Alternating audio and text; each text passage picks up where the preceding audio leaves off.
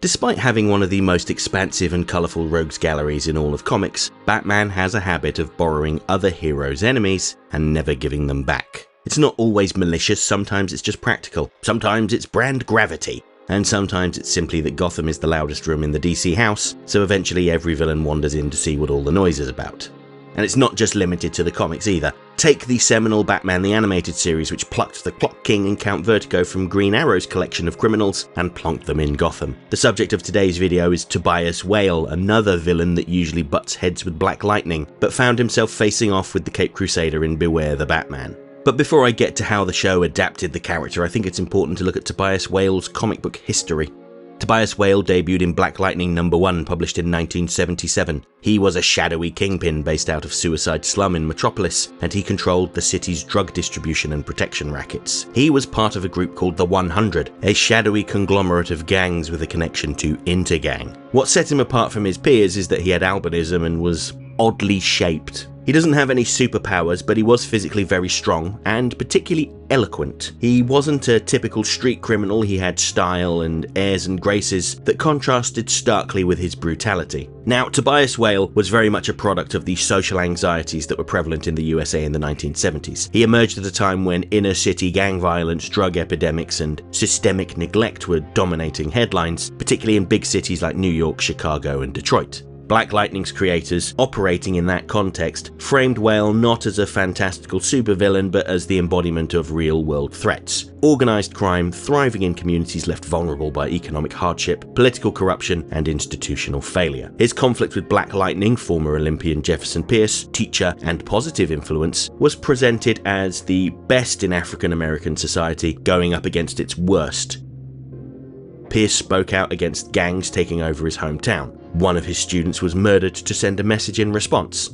With the authorities powerless to do anything about it, or maybe not that interested in helping with that community's problems, Pierce took matters into his own hands and became Black Lightning. Whale's evil is methodical and deliberately public. He uses violence as a form of communication. The student's murder was intended to tell everyone else to shut up and mind their business. But it's important to note that he very rarely got his own hands dirty. He just commanded his henchmen to do his bidding. The ability to destroy lives at arm's length, to order killings that ripple outwards, left behind damage that couldn't be punched away. Even prison couldn't slow him. Whale escapes, rebrands, and adapts. These specifics may change, but the end results are often the same.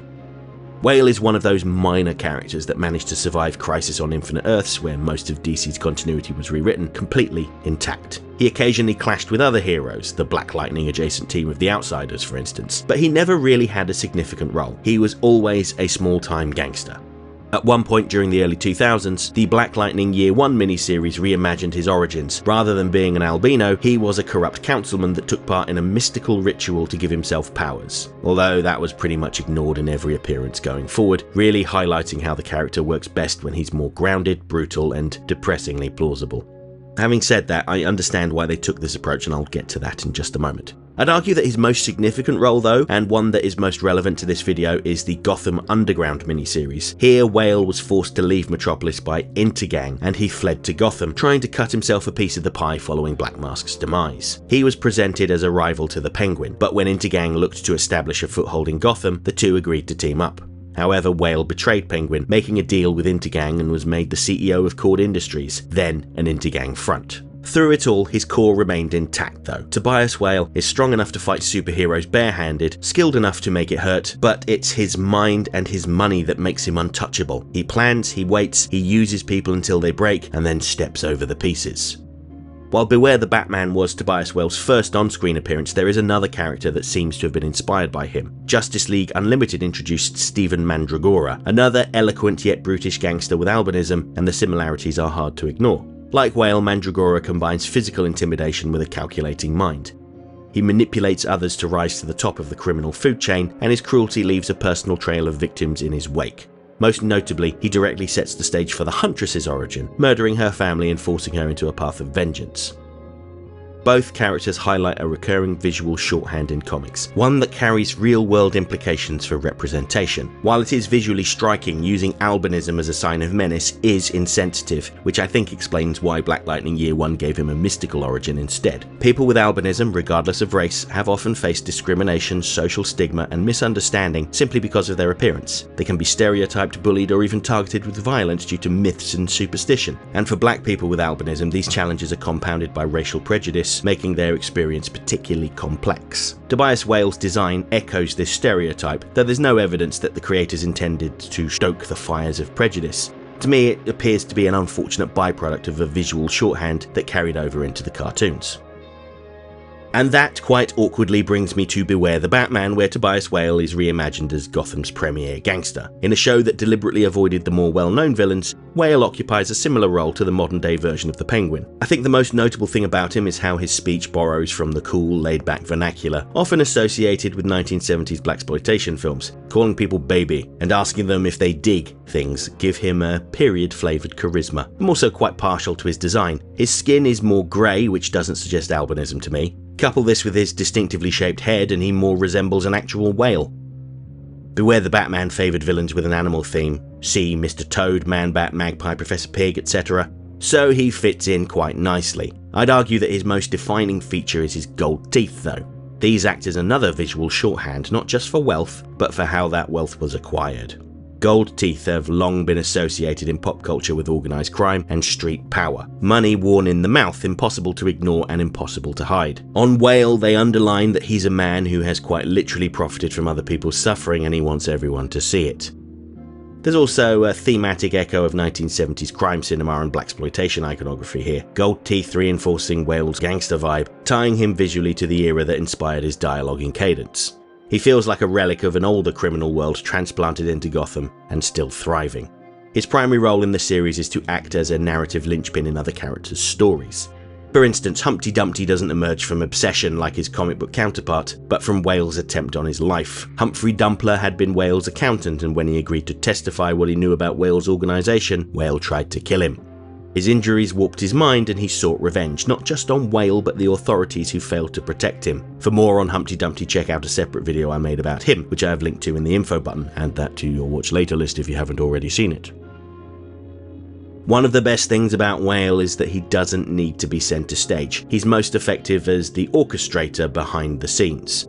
In the episode Allies, he embodies a particularly Gotham-flavoured menace, the criminal who understands the law better than the police do. He says little, lets lawyers talk, and treats Jim Gordon's moral integrity as a weakness to be exploited. When he doesn't get his way, his lawyer/henchman Phosphorus Rex kidnaps Barbara Gordon as leverage, which of course brings in Batman.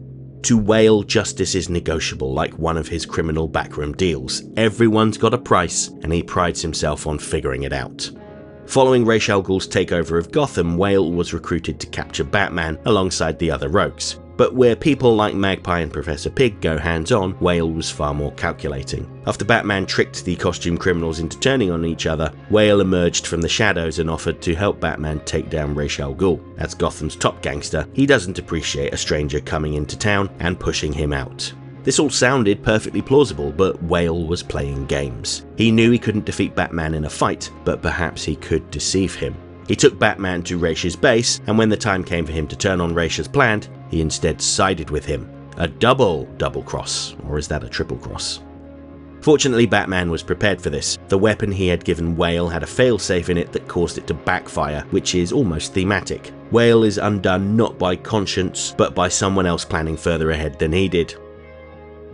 Whale made his final appearance in the episode Games, where Humpty Dumpty returned and trapped Batman, Katana, Jim Gordon, Marion Grange and Whale in a deadly escape room. They were all connected to an event that outraged Humpty Dumpty, and they had to solve puzzles to figure out what they had done.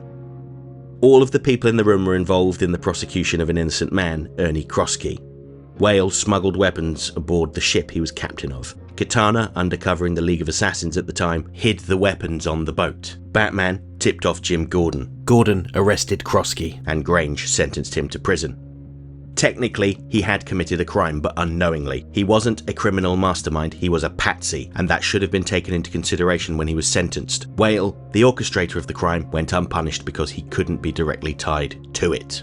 He knew the rules and exploited them. Humpty Dumpty broke Krosky out of prison and gave him the opportunity to take his revenge, but he refused. He understood why he had been sent to prison, and sure, he wasn't happy about it, but he wasn't a killer. All he wanted to do was see his daughter again.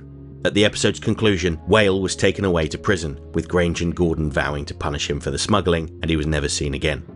So, despite Beware the Batman's reputation for taking obscure villains and completely reworking them, Tobias Whale survives the transition mostly intact. For a character that started as the embodiment of 1970s social crises, he transitioned to the 2010s fairly well by maintaining his core philosophy and the speech pattern of the era. He may have lost his eloquence and physical strength, but he was still a man who believed that people are tools, systems are weapons, and morality is something other people can afford. And in that sense, he fits Gotham perfectly.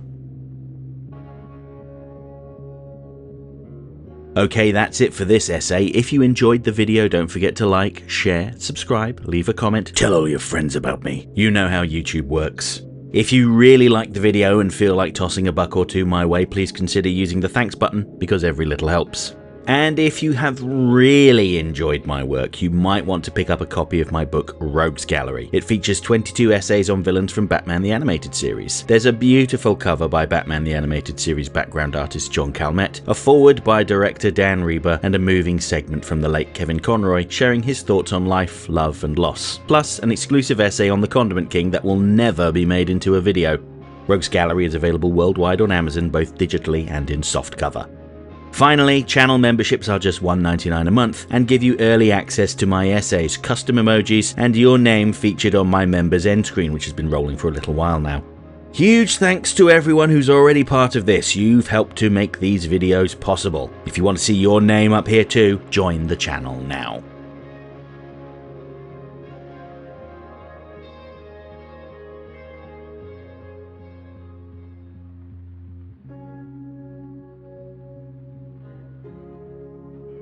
Next time. When I return on Friday, it'll be time to discuss a group from my latest Batman Beyond villain poll, with a little bit of Static Shock thrown in for good measure. Yes, we're going to be talking about the snake-worshipping cult, Cobra. And then next Monday, I'll be talking about the character that came in second place in my latest The Batman villain poll, the teenage terror, Poison Ivy. Hope to see you then.